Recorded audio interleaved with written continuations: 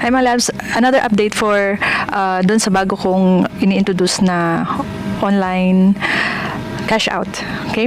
So, yung get paid to film your daily life. So, marami nang nagtatanong sa akin from Facebook to TikTok to YouTube, no? Normally, questions nila is, paano? How? Okay? Paano? So, sa mga nagtatanong din kung apps ito, no, hindi siya apps mga labs, okay? So, may link siya through their website and then magre-register kayo doon. Okay? And then, magkakaroon kayo ng sarili nyong data.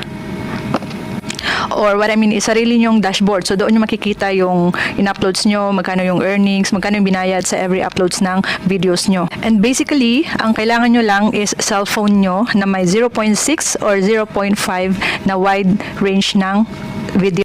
Second is Telegram kasi doon meron tayong group which is for updating kung may mga questions kayo. Ayan, so may mga rejected videos or whatsoever, kahit anong klaseng concern, so doon natin ipopost lahat, no, para ma-assist namin kayo or ma-assist ko kayo. So third, yung sa payout method niya, ang ginagamit lang is PayPal kasi from dollar to pesos or dollar to other currency.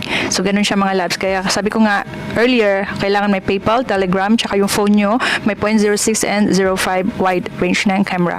So once you are confirmed na meron kayo niyan, i-PM nyo ako and then bibigay ko sa inyo yung link kung saan i-register nyo yung magiging profile nyo or dashboard nyo.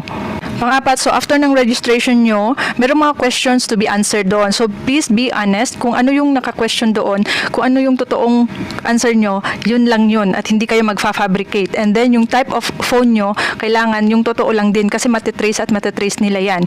And then yung screenshot ng pinaka-camera nyo, makikita nyo kasi dito sa baba ng times 1, times 2, or 0.06 or 0.05. So kailangan nyo i-screenshot yun. But by the way, i-guide ko naman kayo so don't worry. So once again, lagi kong sinasabi, pagka mahilig kayo magkuha ng video kasi kailangan lang naman natin yung ginagawa natin daily like pagluluto, pagsasaing, paglalaba, and the rest will follow. Okay? So, meron akong tutorial na video. So, pwede nyo panoorin yon para may idea kayo. Okay? And then, yung right camera angle.